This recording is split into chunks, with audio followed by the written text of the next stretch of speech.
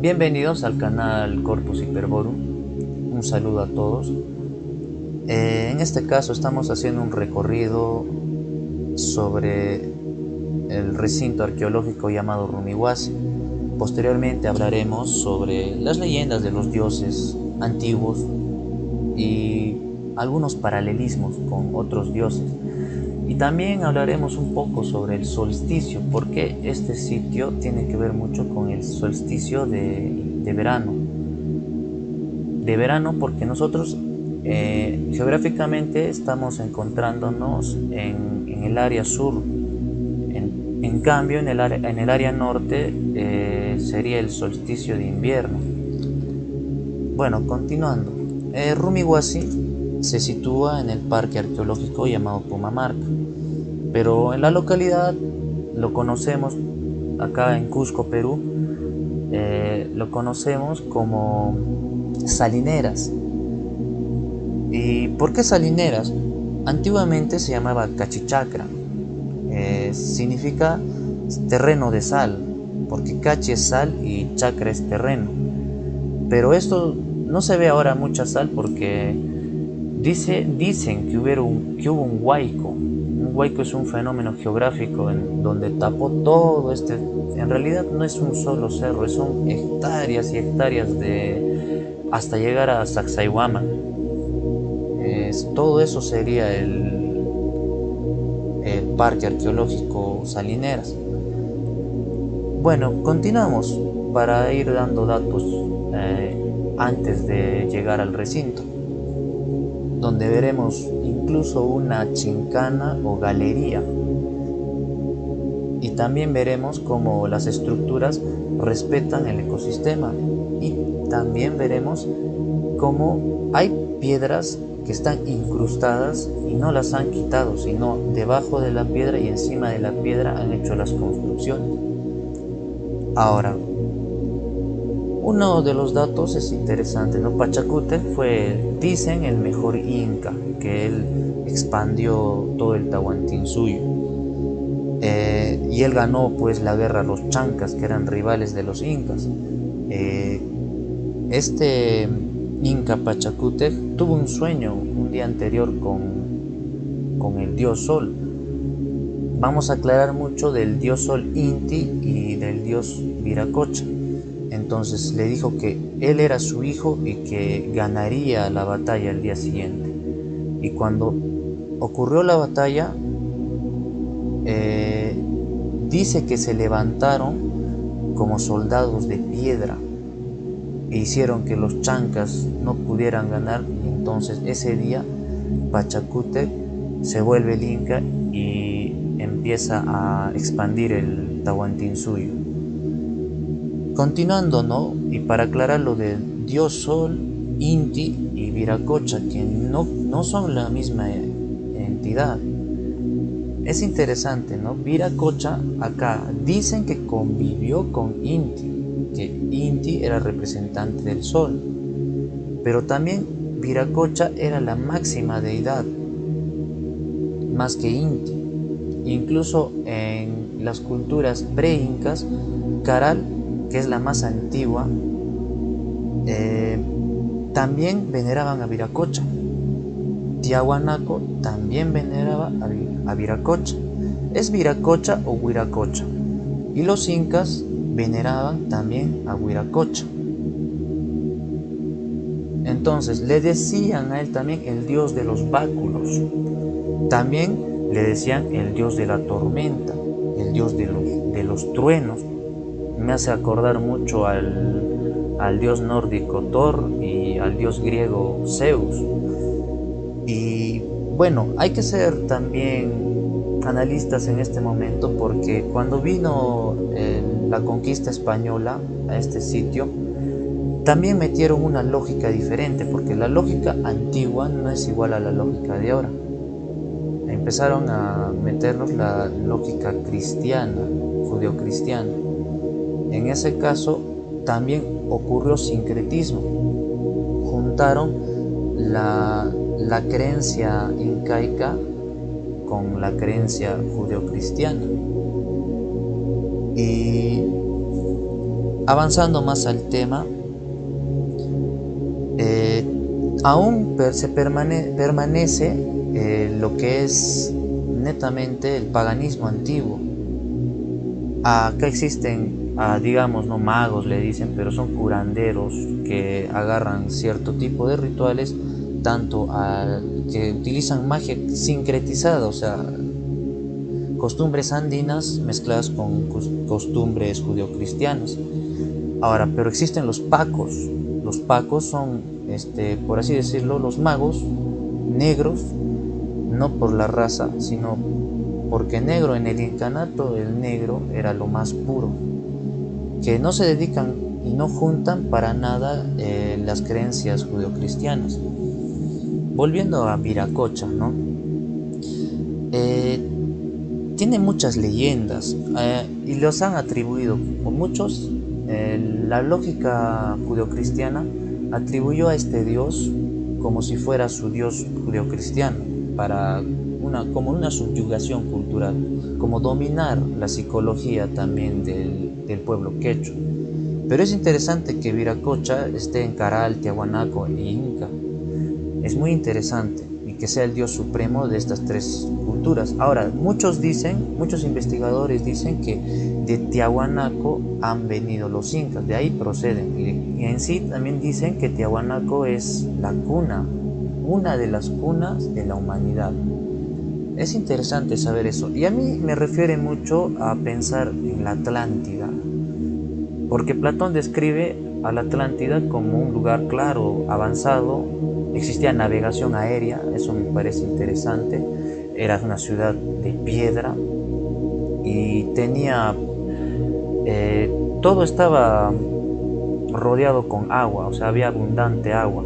Iguales son estas estructuras, tienen canaletas de agua, es como si quisieran remembrar, o sea, me hace pensar de que los atlantes eran los que reinaban estos lugares, porque daban conocimiento. En este caso, Viracocha daba conocimiento. La cultura andina te dice que él sale del lago Titicaca. Primero, crea un mundo sin luz, o sea, el mundo oscuro. No había luna, ni estrellas, ni sol, para que habitaran en la oscuridad. Y es interesante que en esta oscuridad empezaron a habitar los gigantes. Y me hace recordar mucho al mito griego, los titanes también existían. O también existían los padres de los dioses que se comían a sus hijos, por ejemplo, Cronos, que estaba antes. Es interesante, el dios del tiempo. Ahora, hablando de Viracocha, sale del lago Titicaca, acompañado de Inti, su hija Pachamama, disculpe, y Quilla, su hijo Inti, su hija Pachamama y Quilla, sus hermanas y ayudantes. Viracocha entonces decide crear ese mundo oscuro. Después ordena que las estrellas que el sol brille y que haya esta luz que conocemos nosotros. Pero habían gigantes torpes y esto no le gustaba a Viracocha. Entonces se inició el Unu Pachacuti, que era lo que conocemos nosotros como el diluvio. Pero es interesante que en la leyenda hablan de que Viracocha salva a Manco Cápac y Mama Ocllo, los que posteriormente fundan el imperio Inca. Y no solo ocurre este mito aquí, ese mito lo conocemos bíblicamente con Noé, pero también existe en la India, también existe en Norteamérica, en las leyendas de los indios Anasazi. Ahora, es interesante saber este paralelismo entre el dios Viracocha y el dios Odín, porque desaparecen ambos en el océano y que empezaron a viajar, o sea, lo junto porque estamos hablando de los dos, porque es igual la leyenda. Empezaron a viajar disfrazados de mendigos. Odín enseñaba los fundamentos del conocimiento, igual. También en la leyenda de Viracocha es lo mismo. Él va y vestido de mendigo enseña los fundamentos de la civilización y del conocimiento. Y todas las culturas, no solo la incaica, sino todas las culturas a nivel mundial que creían en muchos dioses, que eran politeístas, saben y dicen, se cree que un día volverá. Ahora, retornando a esto, el solsticio, como mencioné, ocurre un 21. Entonces, este lugar que estamos viendo ahorita netamente se relaciona con esa fecha, el solsticio. En realidad, acá se celebraba en esa fecha, que es el 21 de diciembre, el Capajraimi, era un día de fiesta. Y la gente se juntaba para alegrarse. También se ofrecían sacrificios de animales. Pero la gente iba a pichar su coca y a tomar chicha. La coca es una hojita oriunda de acá, la hoja de coca. Eso se picha para que, o sea, se masca, pichar es mascar, se masca para que tú no tengas cansancio, no te dé mal de viento, no tengas hambre ni tengas sed. Entonces, hay veces que vienen turistas aquí y suben, como es la altura, tiene una altura es más alto. Ese mal de altura les ataca, entonces les hace marear, a algunos les hace salir sangre, pero no tan fuerte, pero ese masticar coca les ayuda. Por ejemplo, acá estamos viendo todavía se recuerda las costumbres de dejar ofrendas. En ese caso están dejando ofrendas de hoja de coca, algunos adornitos, incluso flores. Incluso también dejan la flor del cantu. La flor del cantu es una flor que mostraré acá en pantallas. Esa es la flor de cantu. Bueno, y en esta chincana o esta galería, extrañamente, el día que es el solsticio, toda esta chincana se ilumina. Y ahí es donde se le da esa representación o esa concepción de que este es un lugar netamente sagrado, un lugar netamente de culto. Por ahí pasa todo el sol las fechas del 21 de diciembre. Posteriormente vamos a salir y vamos a ver que más arriba hay más hornacinas. ¿Qué me refiero con hornacinas? Son como ventanitas de forma trapezoidal. Ya les indicaré mientras va siguiendo el video. Ahora, hablando totalmente de esta saga y enfocándonos al nivel espiritual, también recordando, ¿no?, cómo es que es la programación del hombre, cómo es que el hombre se programa por sí mismo o por influencias externas. Antes el hombre sabía que la divinidad era un derecho de él, por ejemplo, los incas eran una raza guerrera, los vikingos eran una raza guerrera. También acá han sido razas guerreras, o sea, no le temían a la muerte porque sabían que iban a estar con sus dioses o junto a los dioses. Después, posteriormente, viene el cristianismo y empieza a pegar una idea. Y esta idea ya no te hace creer en que tú tienes divinidad, en que tú debes regresar a tu divinidad, que es un derecho tuyo, sino te dicen que te arrepientas, que tú, si no te arrepientes, vas a irte al infierno, vas a regresar una y otra vez. Acá, por ejemplo, en la cosmología andina existen 3 mundos: el mundo de arriba, el mundo de aquí, el mundo de abajo, el Hanan Pacha, Ukupacha y Caipacha. Y también existen inframundos, mundos de arriba en otras culturas, como en México hablan del Xibalbá, el inframundo. Pero entonces, ¿qué sucede? Que cuando llegan estos colonos, no solo empieza ahí el judeocristianismo. Voy a hacer una mención a la obra o los libros del autor de Jacques de Molay. También tiene documentales donde explica cómo vinieron los templarios acá a América y también los vikingos. Y esto me hace ver bien, junta las piezas del rompecabezas, porque hay una guerra en Tiahuanaco que expulsa a esta casta vikinga. Y después, posteriormente, es interesante saber que los incas eran la realeza, el pueblo eran los quechuas y aymaras, pero sin embargo siempre ha habido mestizaje.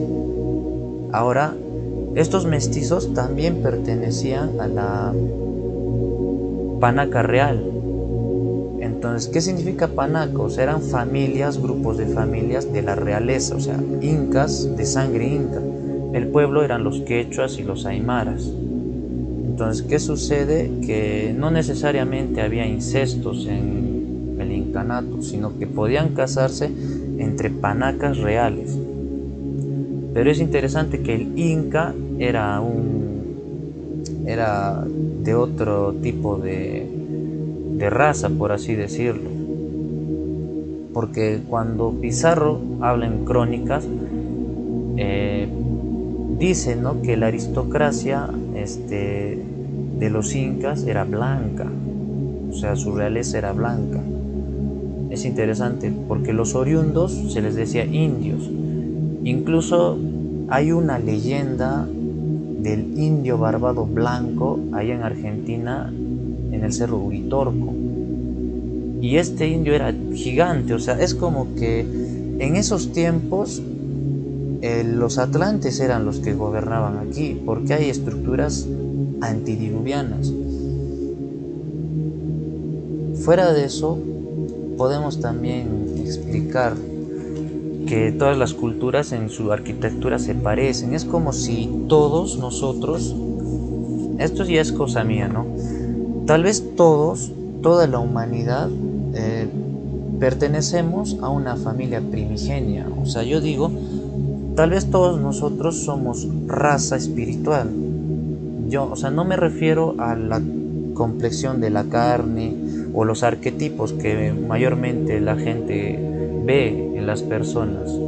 Los arquetipos que ve mayormente es la belleza, la ropa, el estatus. Son arquetipos que la gente observa. Por ejemplo, cuando alguien... No es malo verse al espejo y, claro, arreglarse, alistarse, pero hay gente que vive de eso y que en vez de quererse como esencia, quiere a su cuerpo o a su cara o a su rostro. Y va totalmente contradictorio a una espiritualidad.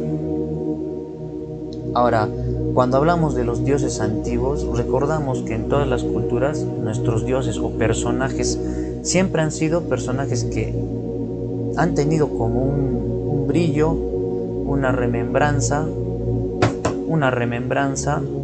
y esta remembranza ayuda a que vean que hay seres inspiradores, seres que hay que seguir su ejemplo. En el caso del mito de Bután, el mito germano de Bután, este dios nace de una virgen, es interesante, la virgen, y esta virgen concibe este niño, ¿no? Y este niño posteriormente necesita saber sobre el misterio de la muerte. Entonces él, solo de cabeza, se planta a un árbol, no a una cruz, ¿no? Sino se crucifica, autocrucifica a un árbol y de cabeza encima. Entonces, también es interesante recalcar que aquí hay una dualidad, pero no la dualidad del bien y del mal que nos enseñan, o del frío y el caliente, no los extremos de un mismo palo, sino una dualidad masculina y femenina, que se complementan, porque Freya le ayuda también a esta tarea a este dios germánico, Bután o Nabután. Entonces le ayuda y él logra, pues resucita y le deja al hombre las runas para que le devuelvan su divinidad y el hombre recuerde su divinidad. Entonces aquí hablamos de que el hombre es un dios, pero nosotros estamos agarrando una identidad diferente, no la identidad verdadera. Por ejemplo, empezamos a nacer, nos meten un nombre y nosotros ya, ¿cómo te llamas? Te llamas tal. Te meten al colegio, empiezas a decir, ¿qué estás? ¿En qué año estás? Estoy en tal año. Después de eso empieza a haber estudios superiores, o de repente te vuelves comerciante, o cualquiera de los arquetipos de trabajo que pueden existir. Unos dicen, no, yo soy ingeniero, otros dicen, yo soy comerciante. Entonces tú ya no eres ni tu nombre, ahora eres tu nombre más eso, y empieza a actualizarse tu arquetipo y dejas ya de creer en ti mismo, ya no eres tú mismo. Entonces empiezas a creer en lo que es afuera y ya no en lo de adentro. Entonces ocurre que este mundo que es fenoménico, este mundo material, agarra estas ciertas leyes para hacer olvidar. Cuando tú naces, ni siquiera tú naces siendo, la verdad, ateo, pero como naciste ateo, no sabes nada, no conoces nada, pero empiezan a implantarte desde el principio el idioma, las creencias, cómo debes vestirte, qué cosas debes tener, y empiezan a decirte, no, el mundo es así, el mundo es asá, etc. Entonces te vuelves poco a poco siendo una máquina biológica, pero una máquina que responde a estímulos, pero estímulos que son programados, y no sales de eso y empiezas a actualizarte y volverte eso, un ser humano. Y cuando te conviertes en eso y llegas a tener tus hijos, o has tenido, les enseñas esa programación a tus hijos, y posteriormente esto sigue una cadena y una cadena. Entonces es mejor aprender a vernos qué somos en realidad, porque yo escuché al profesor Erro Aragón, y también sale a veces de conclusión de cada uno. Si supiéramos lo que somos, en realidad todo sería nuestro, porque como siendo nosotros dioses que estamos ahora encerrados en el alma, por eso dicen, ¿no? La psicología estudia el alma. Entonces, como estudia el alma se compone de, según Luis Felipe Moyano, según Sabiduría Hiperbórea, está compuesto de la conciencia, de la esfera afectiva y la esfera racional. Entonces, cuando tú ves, tu esfera racional te hace ver las cosas, te hace examinar las cosas según a una lógica que te han preparado para ti. Porque si vas contra esa lógica, no puede ser, dices, no es lógico. Entonces esas mismas respuestas de lógico y no lógico también está preparado para ti. los debates, discusiones. Y hay una parte, la afectiva, que es muy fuerte también, que directamente se conecta con el chakra corazón. Entonces, ¿qué sucede? Ocurre que a muchos les ha podido pasar antes de orientarse o de su despertar, que han tenido amor, por ejemplo, a un chico o a una chica, y este amor se termina.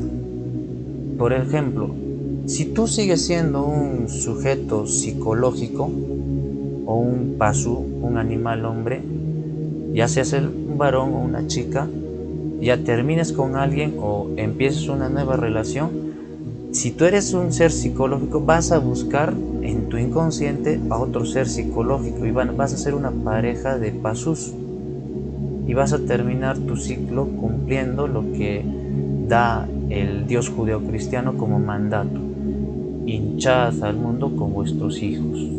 Claro, necesitamos más ovejas, pues más ovejas acá en la granja planetaria, en esta granja, porque ustedes saben, ¿no? Acá en el mundo, Hermes te decía, ¿no? Como es abajo es arriba, entonces son escalas.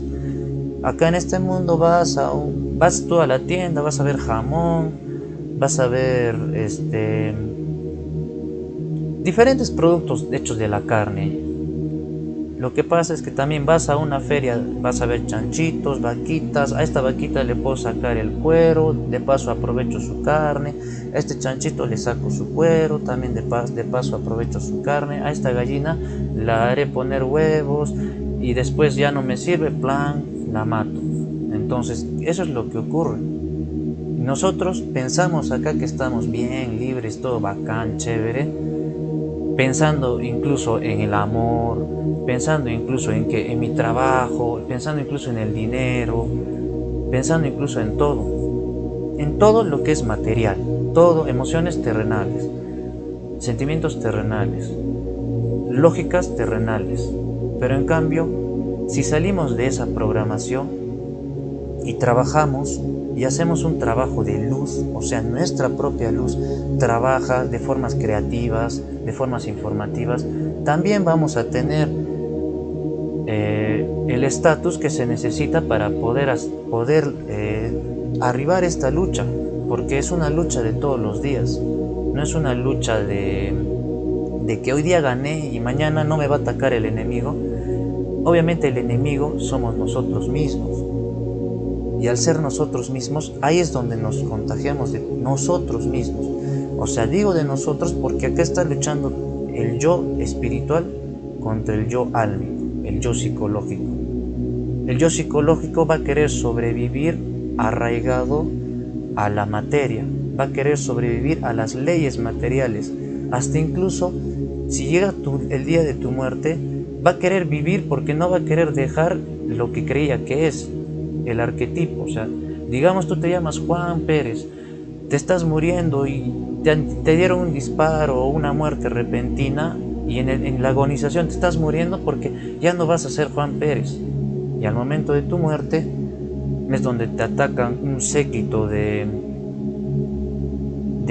digamos, criaturas, entes que se hacen pasar por guías espirituales y cosas y plum, te hacen retornar de nuevo y ya no eres un José Pérez, de repente naces como una Naisha Yepes, así de simple, y vuelves a repetir el ciclo y vuelves a hacer el eterno retorno. Ahora, estas culturas antiguas sabían que iba a venir una desgracia. Ahora, si nos remontamos a la Torre de Babel o a las tradiciones de la India, te hablan también del Manvantara, de los Pralayas, la noche cósmica, que un día todo esto va a regresar. Entonces, y esto a cada rato sucede. Termina la creación del demiurgo o de este que dicen el creador o el cosmocrator, y otra vez empieza. Y hay posibilidad de que pueda salir. Si te has dado cuenta, si has trabajado en tu liberación, puedes salir de aquí. Pero también hay posibilidad de que si no has trabajado en tu liberación, si has querido ser un humano entre comillas humano, porque el humano, claro, es el cuerpo, la carne y sus emociones programadas, porque te vas a dar cuenta que antiguamente la psicología no era igual a esta psicología, la programación de antes no era igual. Por ejemplo, en el tiempo de nuestros abuelos, uno caminaba, iba al campo, pero no estaba con un celular así todo el día chateando, por ejemplo. Ahora sí, tú vas a la calle, sales y vas a los restaurantes, vas a cualquier sitio y están pasándose esto o mostrándose todo es su celular. Una vida, parece que este arquetipo se quiere actualizar a algo más cibernético. Ahí empieza a ver el clásico metaverso. Y obviamente, o sea, este mundo está lleno así. Están buscando gente dormida, están buscando gente que no quiere despertar. Y la idea es preguntarte, ¿no?, a ti mismo, ¿quién eres tú? No mirarte al espejo y decir, ay, qué bello, qué bella soy, mire, me voy a pintar y esto, que aquello, para que me adulen.